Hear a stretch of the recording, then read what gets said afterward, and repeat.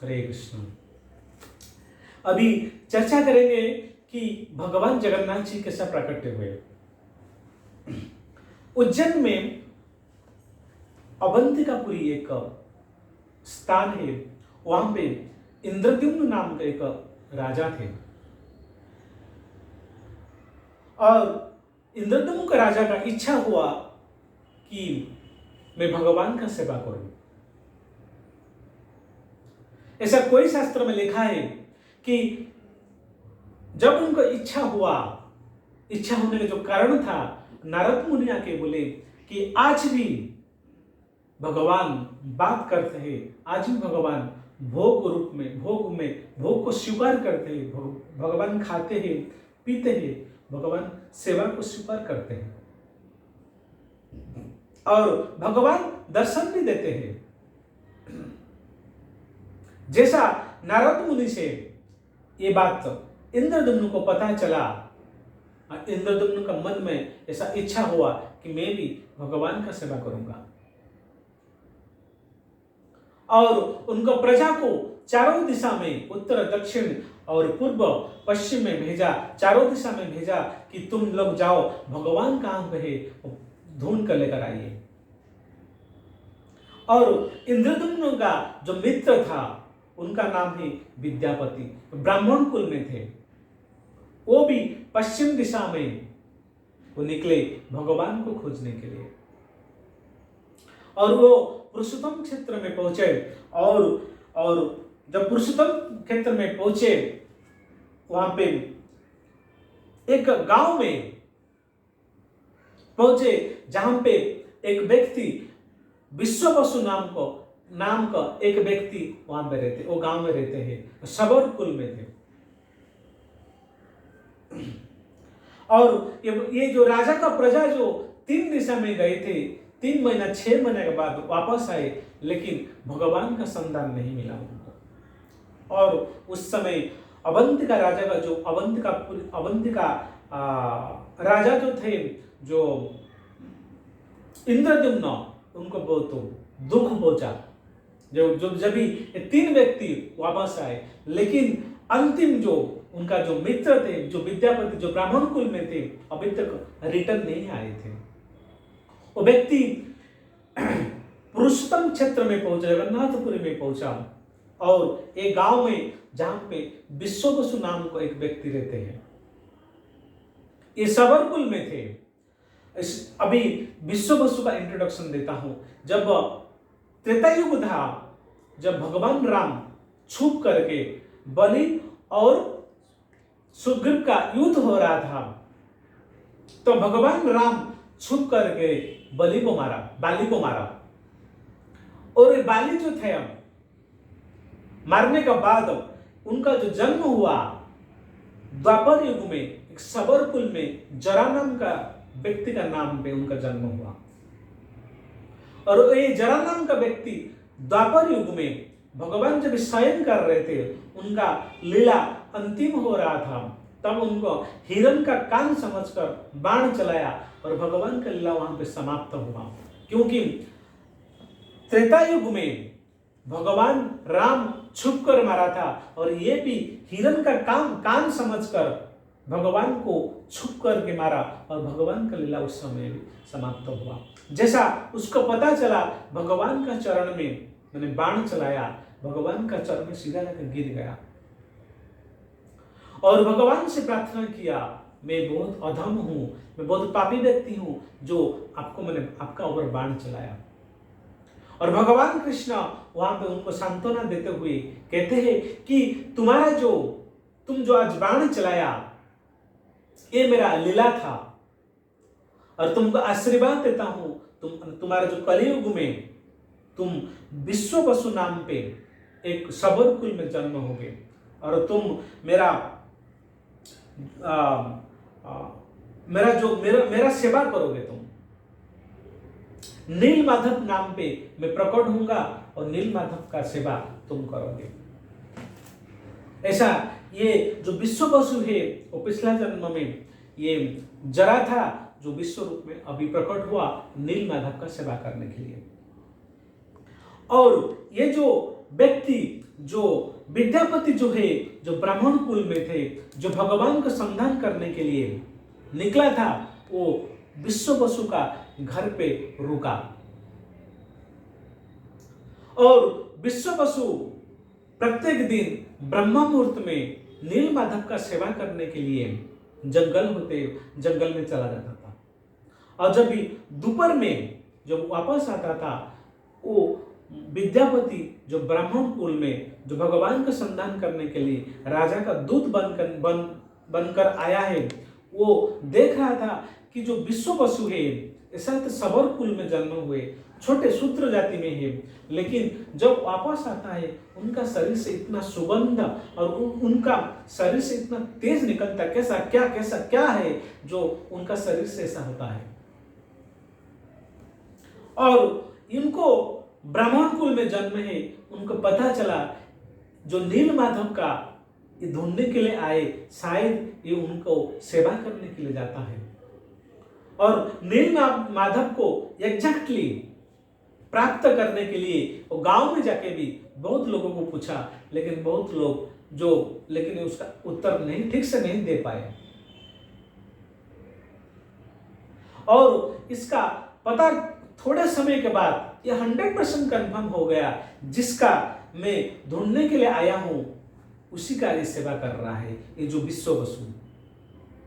उन्होंने क्या क्या मन में एक विचार किया। विश्व बसु का एक कन्या था जो ललिता नाम पे, और उन्होंने सोचा अगर मैं ललिता को शादी करूंगा, विवाह करूंगा, तो मेरे को नीलमाधव को प्राप्त करने के लिए सहज उपाय हो जाएगा। तो ऐसा प्रस्ताव मन में सोचकर विद्यापति और ललिता को शादी करने के लिए विश्व बसु का सामने प्रस्ताव रखा। और विश्व बसु का कोई प्रॉब्लम नहीं था, क्योंकि ये सबर कुल में जन्म है और ये जो विद्यापति है ब्राह्मण कुल में है। उनका कुछ प्रॉब्लम नहीं था, उन्होंने बोला शादी कर सकते हो। और ललिता को विद्यापति विवाह किया। विवाह का कुछ दिन समय बीतने के बाद विद्यापति ललिता को पूछता है कि तुम्हारा पिताजी ब्रह्म मुहूर्त में चले जाते हैं, दोपहर में वापस आते हैं, लेकिन शरीर से इतना सुगंध और इतना तेज कैसा निकलता है, आपका पिताजी क्या करते हैं? तो ललिता पत्नी थी, तो कैसा पति को झूठ बोल सकता है? तो उन्होंने बोल दिए कि ये मेरा पिताजी जो है ये नीलमाधव का सेवा करते हैं, इसलिए उनका शरीर में इतना तेज है और इतना सुगंध आता है। माताजी लोग का कभी भी 3-4 कार्य करना नहीं चाहिए। पति को कभी भी झूठ नहीं बोलना चाहिए, और पति भोजन करने से पहले कभी भी पत्नी भोजन नहीं करना चाहिए, और पति का नाम पकड़कर कभी भी नहीं बुलाना चाहिए, और पति को और बाल जो माताजी लोग का जो बाल होता है कभी भी काटना नहीं चाहिए। 3-4 कार्य जो है वो करने से पति का आयु कम हो जाता है। और ऐसा उन्होंने बोला कि अगर पिताजी मेरे को मना किए थे किसी को बताने के लिए, मैंने आपको बता दिया। ललिता ऐसा उनका पति विद्यापति को बोल रहे हैं कि पिताजी मेरे को मना किए थे किसी को बताने के लिए, फिर भी मैंने बता दिया, लेकिन मैं पिताजी को पूछता हूँ अगर आपको सेवा करना इच्छा है तो आपको लेके जाने के लिए पिताजी परमिशन में लेता हूँ। तो एक दिन पिताजी को पूछे, ललिता ने पूछी कि पिताजी अभी मेरा पति नीलमाधव का दर्शन करने के लिए चाहते हैं। तो दामाद जी कैसा ना बोल सकते हैं। तो उन्होंने बोला कि मैं नीलमाधव का दर्शन करने के लिए लेके जाऊंगा, लेकिन एक ही शर्त पर, उनका आंखों में पट्टी बांध कर लेके जाऊंगा, क्योंकि उनको पता नहीं चलना चाहिए कि मैं किस रास्ता पे गया। और विद्यापति उसमें भी एग्री हो गया कि ठीक है, मेरा आंखों में पट्टी बांध कर लेकर चाहिए, पर कोई प्रॉब्लम नहीं है। लेकिन ये ब्राह्मण कुल में जन्म था, बुद्धिमान था, उन्होंने जेब में सरसों का दाना रखा और जिस रास्ता पे वो ब्रह्म मुहूर्त में निकले, अगला दिन जाते जाते वो सरसों का दान भी डालते डालते गए कि ताकि इस नेक्स्ट टाइम अगर मैं अकेला आऊंगा तो मेरे को ये नील माधव का रास्ता पता होना चाहिए। तो ऐसा हुआ और नील माधव का दर्शन करने के लिए तीनों विद्यापति, विश्व बसु, ललिता तीनों नील माधव का दर्शन करने के लिए ब्रह्म मुहूर्त में निकले। जब विद्यापति नील माधव का दर्शन करने के लिए नील माधव का सामने प्रकट हो गए, पहुंच गए, तो वो नील माधव इतना सुंदर थे, वो देख के अबाक हो गया, आश्चर्य हो गया, क्योंकि नील माधव बात करते हैं, नील माधव भोग को स्वीकार करते हैं, नील माधव जैसा हम लोग जैसा बात करते हैं ऐसा ही भगवान बात करते हैं। और जैसा ही विद्यापति नील माधव को दर्शन किया, तुरंत साष्टांग प्रणाम किया। सवामे प्रणति विष्णु, दक्षिणे शक्ति शंकरः, साग्रे प्रणति गुरु, अन्यथा भक्ति निष्फलः। जैसा कि हम विष्णु को, हम कृष्ण को देखते दर्शन करते हैं, तुरंत हमारा वाम दिशा से भगवान को प्रणाम करना चाहिए। जो विष्णु उपासक है, जो कृष्ण उपासक है, हम इसीलिए इस्कन में जब भी हम भगवान को प्रणाम करते हैं, हम साइड होकर प्रणाम करते, हमारा लेफ्ट साइड में भगवान को रखकर हम प्रणाम करते हैं। और दक्षिण दिशा में जैसा कि देवी देवता है, दक्षिण दिशा को रख के प्रणाम करते हैं। और साग्रे प्रणति गुरु, जब गुरु को हम प्रणाम करते हैं सामने से प्रणाम करना चाहिए, अन्यथा भक्ति निष्फला। अन्यथा अगर हम ऐसा नहीं करते, हमारा जो नमस्कार करना, हमारा भक्ति करना निष्फल हो जाता है। हम भगवान विष्णु को प्रणाम करते, हमारा वाम दिशा में होना चाहिए। अगर हम दुर्गा माँ या कोई भी दूसरा देवी देवता हो उनको प्रणाम करते हैं, और दक्षिण दिशा में होना चाहिए। गुरु को साक्षात दंडवत प्रणाम करना चाहिए, सामने से प्रणाम करना चाहिए। और नीलाद्रि पर्वत में जब नील माधव को देखे तब विद्यापति साष्टांग भगवान को प्रणाम किया। और जो नील माधव जो है, ये भगवान का रंग नील मणि का स्वरूप है। नील मणि का जो रंग है वो नील माधव का, भगवान का रंग उसी तरफ था।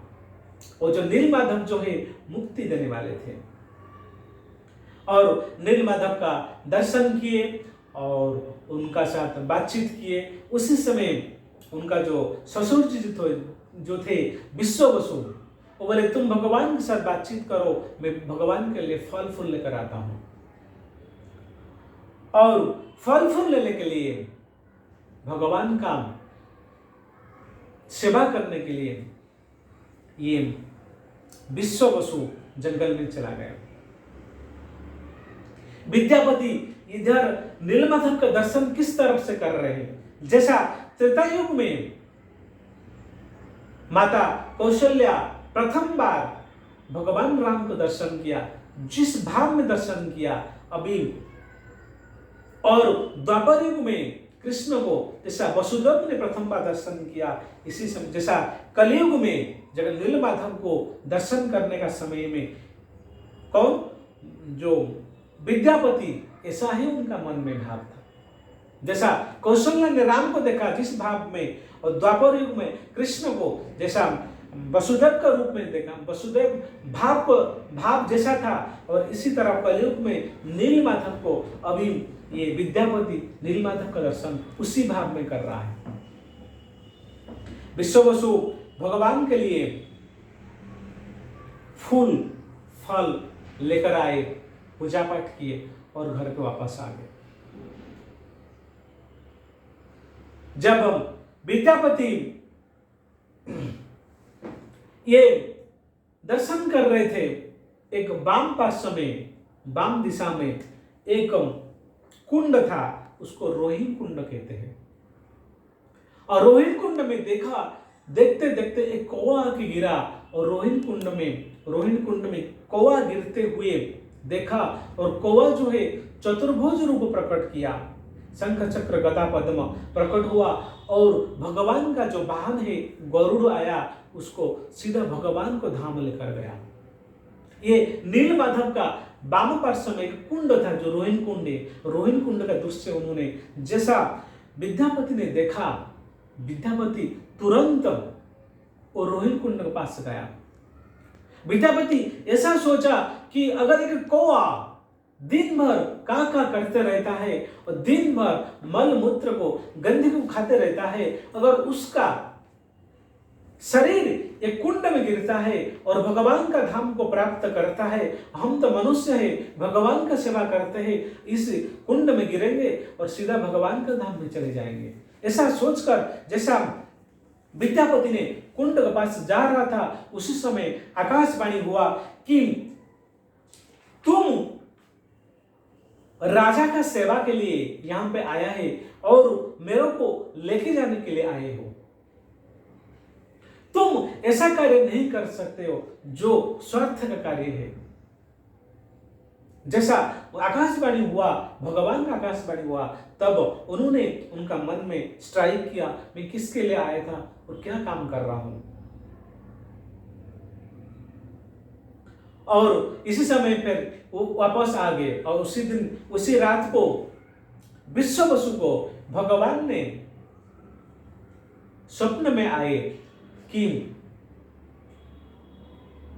अभी तुम्हारा सेवा में मैं बहुत प्रसन्न हूं और इंद्रद्युम्न जो राजा है उनका सेवा प्राप्त करने के लिए, ऐश्वर्य सेवा को प्राप्त करने के लिए मैं अभी जगन्नाथ रूप का प्रकट करना चाहता हूं।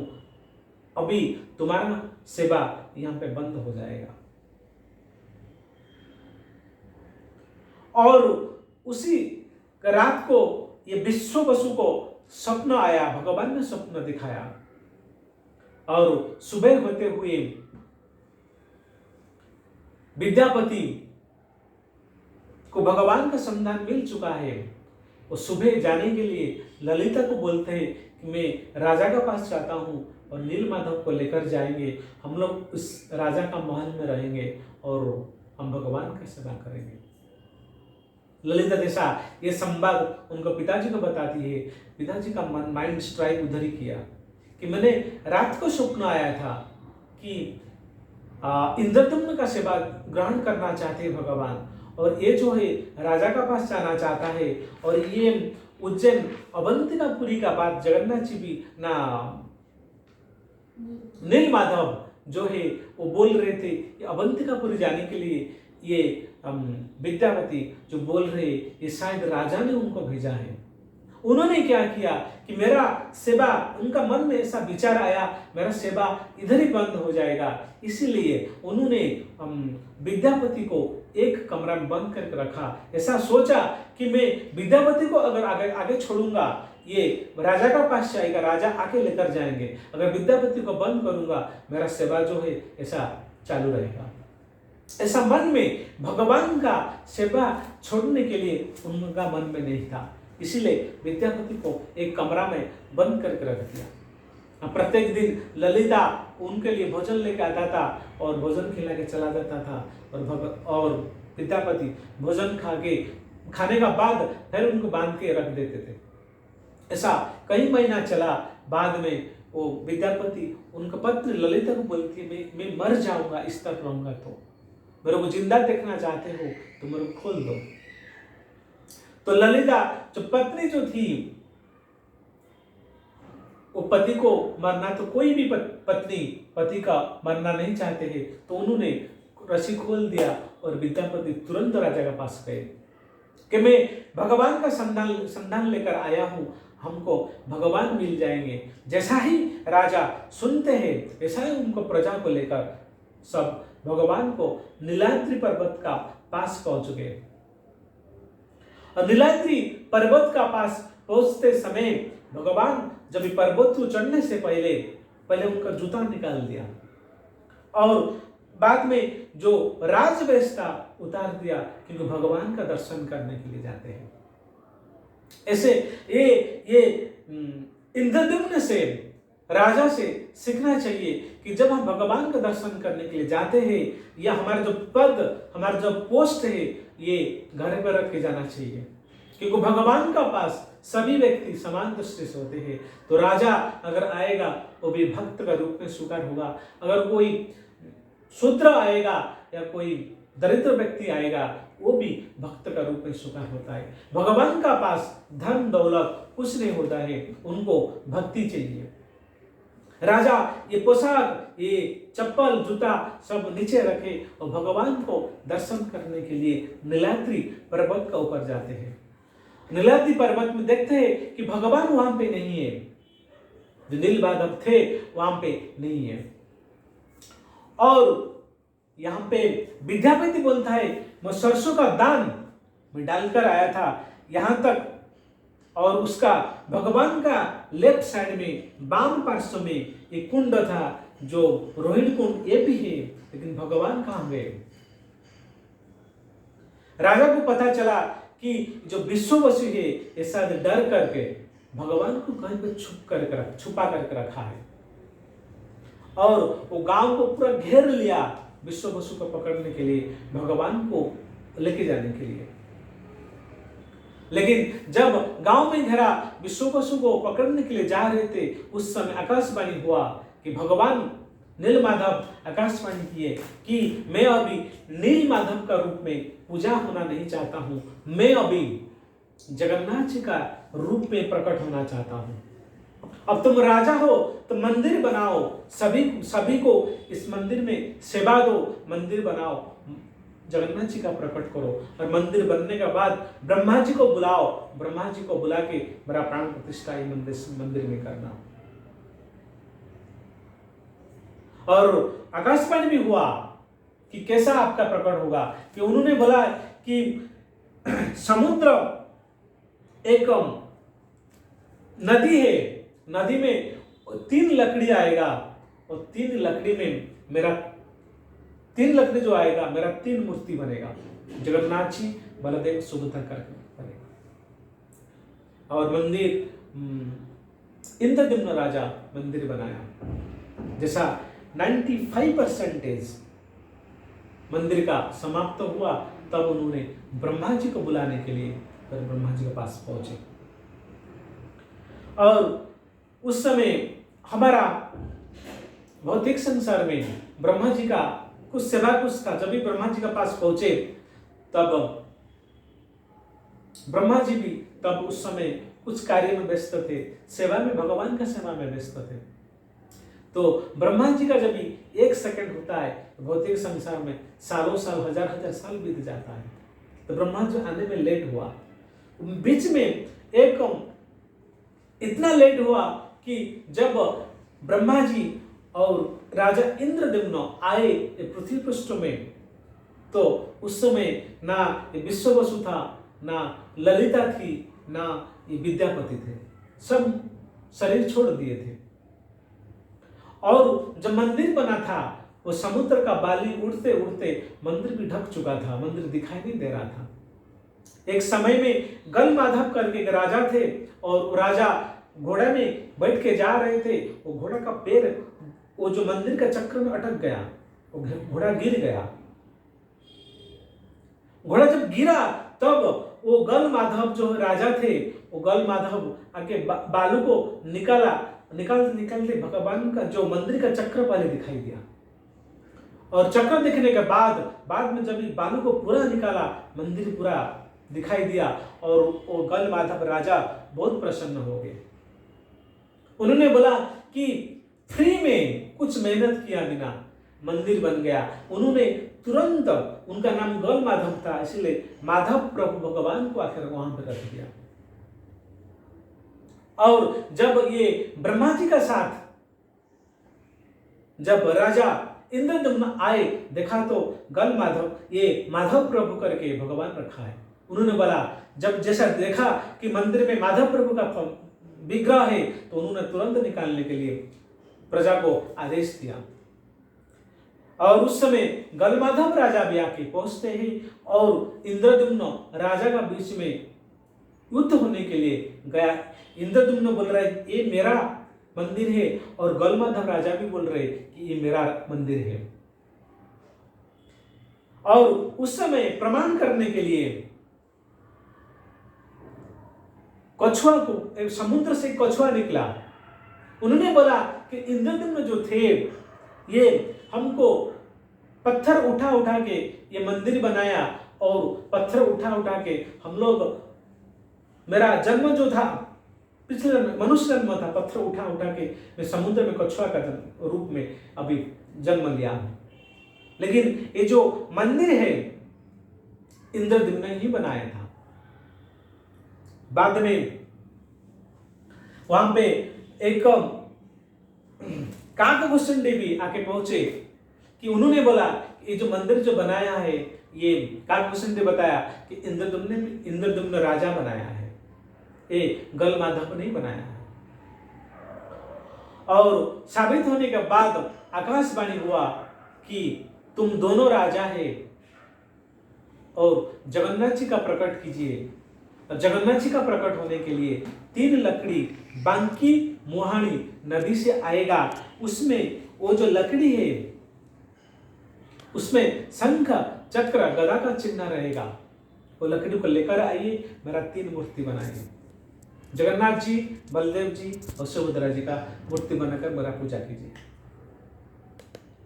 और देखा कि नदी में बांकी मुहानी नदी से 3 लकड़ी तैरते तैरते आ रहा है। उसमें देखा कि 3 शंख चक्र गदा पद्म करके वो लकड़ी में था और लकड़ी को उठा के लेकर आए। और राजा ने लकड़ी को उठाने के लिए बहुत प्रजा को बुलाया, लकड़ी नहीं उठा। क्रेन भी मंगाया, फिर भी लकड़ी नहीं उठा। लेकिन उस समय एक बूढ़ा व्यक्ति और एक उसका साथ एक कन्या थी, वो आए कि हम लोग ये लकड़ी को उठाए। ये लकड़ी को उठाए दोनों, आसानी से लकड़ी उठ गया। वो जो व्यक्ति थे, वो जो बूढ़ा व्यक्ति थे, वो विश्व वसु था। और वो जो कन्या थी, उनका बेटी थी, उनका कन्या जो बेटी थी ललिता थी। और दोनों हाथ लगाते हुए जैसे ही लगाया लकड़ी उठ गया। और लकड़ी को गुंडीचा महल में लेके गए। गुंडीचा मतलब इंद्रद्युम्न पत्नी का जो रानी जो थी, वो उनका नाम गुंडीचा है।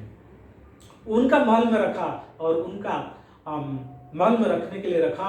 और भगवान का स्वरूप जगन्नाथ जी, बलदेव और सुभद्रा जी का मूर्ति बनाने के लिए वहां पे रखा। और सभी बहुत कारीगर को बुलाया मूर्ति बनाने के लिए। लेकिन जैसा ही उनका हाथुड़ा मारते हाथुड़ा टूट जाता था, लेकिन मूर्ति नहीं बनता था। कुछ समय बीता कि एक व्यक्ति आया, एक बूढ़ा व्यक्ति आया और उन्होंने बोला कोई मूर्ति बना लो, कोई मूर्ति बना लो, मूर्ति बना लो। बोले इतना जन चले गए, कोई मूर्ति नहीं बना पाया। वे बूढ़ा व्यक्ति को देते, चांस देते। और ये जो बूढ़ा व्यक्ति है कोई नहीं था, ये था विश्वकर्मा। विश्वकर्मा जी भगवान को बनाने के लिए साक्षात विश्वकर्मा है। और विश्वकर्मा ने उन्होंने प्रतिज्ञा करवाया कि मेरे को एक कमरा दे दीजिए, मैं भगवान का मूर्ति बनाऊंगा। 21 दिन तक तुम एक कमरा को बंद रखना, खोलना मत। और खोलेंगे मैं अदृश्य हो जाऊंगा, भगवान जिस रूप में रहेंगे उसी रूप में चले जाएंगे, लेकिन कभी 21 दिन तक खोलने का नहीं। तो ये कार्य चालू हुआ और आवाज आते रहता था, जैसा कि हथुड़ा का आवाज, सनी का आवाज आता रहता था, ठाक ठूक ठाक आता था। भगवान का मूर्ति बनते जा रहा था। 11 दिन हो गया, 12 दिन में ये आवाज कुछ नहीं आया। राजा ने सोचा और रानी गुंडीचा ने सोचा शायद वृद्ध व्यक्ति था, वो थक गया, एक दिन रेस्ट ले रहा है। 12 दिन में आवाज नहीं आया, 13 दिन में आवाज नहीं आया। और ये गुंडीचा जो रानी थी, वो राजा को बोला, शायद वृद्ध व्यक्ति था, वो शायद उन्होंने शरीर छोड़ दिया। और राजा को बहुत फोर्स करने के बाद राजा ने, जब 14 दिन था, 14 दिन में भगवान का जो जिस गुंडीचा महल में वो दरवाजा खोल दिए। जैसा ही खोला ऐसा सुंदर भव्य मूर्ति जगन्नाथ जी का, बलदेव जी का और सुभद्रा माया और सुदर्शन चक्र का मूर्ति का देखा। राजा बहुत प्रसन्न हो गए और खुशी से मन उनका गदगद हो गया।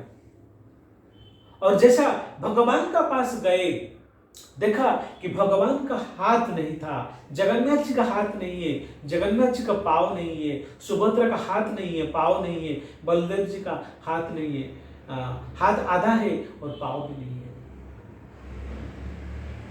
जगन्नाथ और यहाँ पे इंद्रदम्न इतना देखते ही उनको बहुत दुख अनुभव हुआ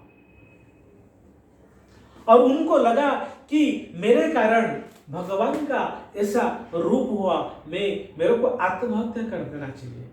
समुद्र तट पर गया, पागल की तरह घूम रहे थे, मेरे कारण से भगवान का आज ऐसा अवस्था है। समुद्र में आत्महत्या करने के लिए जा रहे थे, उसी समय भगवान ने आकाशवाणी किया कि ये मेरा इच्छा था, ये मेरा लीला था, मैं ऐसा रूप में प्रकट होना चाहता था। जैसा कि द्वापर युग में राधा रानी का कथा सुनते सुनते मैं इस भाव में मैं आ गया था और इस भाव को ये कलयुग में प्रकट करना चाहता हूँ, ये मेरा भाव है, मैं ऐसा ही प्रकट होना चाहता हूँ, उसमें तुम्हारा कुछ दोष नहीं है। जैसा ही उन्होंने राजा इंद्रदम्न और गुंडीचा रानी ने सुना तो उनको थोड़ा सांत्वना आया और भगवान जगन्नाथ जी उन्होंने बोला, तुम्हारा सेवा में मैं बहुत प्रसन्न हूं, तुमको क्या चाहिए अब बताइए। और प्रथम जब इंद्रदम्न ने भगवान से मांगते हैं कि मैंने इतना सुंदर महल बनाया, इतना सुंदर आपके लिए मंदिर बनवाया और आपका सुंदर मूर्ति ऐसा मेरे से संपन्न हो रहा है, मैं चाहता हूं मेरा कुल में मेरा कोई पुत्र नहीं ऐसा होना चाहिए कि आगे जाकर अधिकार साब्यस्त करे और आपका सेवा को गलत साबित, आप सेवा को स्वीकार ना करे, मेरे को पुत्र नहीं चाहिए, मेरे को पुत्र नहीं चाहिए, मेरा कुल जो है यहाँ पे समाप्त हो जाना चाहिए, खत्म हो जाना चाहिए। जैसा ही उन्होंने वर मांगा तो भगवान उनको तथास्तु किया। लेकिन गुंडीचा माँ जो रानी थे उनको ये माँ तो माँ होता है, उन्होंने तुरंत बोला कि हे भगवान, अगर हमको पुत्र आप देना नहीं चाहते हो या मेरा पति का इच्छा है कि मेरा वंशज आगे ना बढ़े, आपका अपमान हो, इसीलिए मैं आपको पुत्र रूप में स्वीकार करता हूं और आपका प्रति मेरा पुत्र भाव आ जाए। भगवान ने तथास्तु किया। और यहाँ पे इंद्रदम्न राजा तीसरा बार मानते हैं कि अन्य जो मंदिर है 8 बजे 9 बजे तक बंद हो जाता है, भक्त लोग उनका दर्शन नहीं कर पाते हैं, लेकिन आप ऐसा मत कीजिए, आप 24 घंटा भगवान भक्त को दर्शन करने के लिए आप 24 घंटा ऐसा ही रहिए। भगवान तथास्तु किया और उन्होंने भगवान बोले कि मैं इतना समय कैसा मैं खड़ा रहूं, इतना समय मैं कैसा क्या करूं। उन्होंने बोला कि मेरे लिए भगवान ने इंद्रदम्न के सामने प्रस्ताव रखा कि अगर मैं भक्तों को देखना मैं चाहता हूं इतना समय, मैं इतना समय तक नहीं रह पाऊंगा और तुम मेरे लिए प्रसाद भोग का बंदोबस्त करना, मैं 24 घंटा भोग का खाते रहता हूं, खाते रहूंगा। तो 24 घंटा, इसीलिए 24 घंटा में जगन्नाथ भगवान, बलदेव सुभद्रा माया भगवान ये 21 घंटा प्रसाद खाते रहते हैं और भक्तों को दर्शन देते रहते हैं। और 3 घंटा जो है वो भी सोते नहीं है, 3 घंटा जो है वो देवी देवता को दर्शन देते हैं। भगवान जगन्नाथ इसीलिए कभी भी रेस्ट नहीं करते, इसीलिए उनका आंख जो है पलक नहीं है, भक्तों को देखने के लिए आलिंगन स्वभाव है। जैसा कि भगवान कृष्ण वेणु और उनका मुकुट में क्या रहते हैं, मयूरपंख रहता है, उनके हाथों में बांसुरी रहता है, उसी भाव में रहते हैं। भगवान राम वो धनुर्धर धनुष को पकड़ कर रहते हैं और जगन्नाथ जी वो आलिंगन भाव में ऐसा भक्तों को आलिंगन करते हैं कि आप मेरे साथ आओ, मेरा संगत करो, मेरा भजन करो, मेरा कीर्तन करो। आलिंगन भाव में जगन्नाथ जी खड़े हैं और उनका पलक नहीं है, इसीलिए उनका जगन्नाथ जी का एक नाम है अनिमेष कहते हैं। अनिमेष निमिष मात्र में के लिए भी भक्तों को नहीं भूल पाते हैं।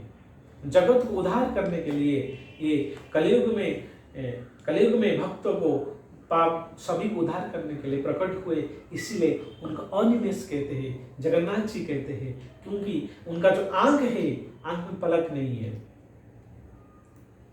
और इसलिए 21 घंटा में भगवान जगन्नाथ जी 8 बार भोग को स्वीकार करते हैं।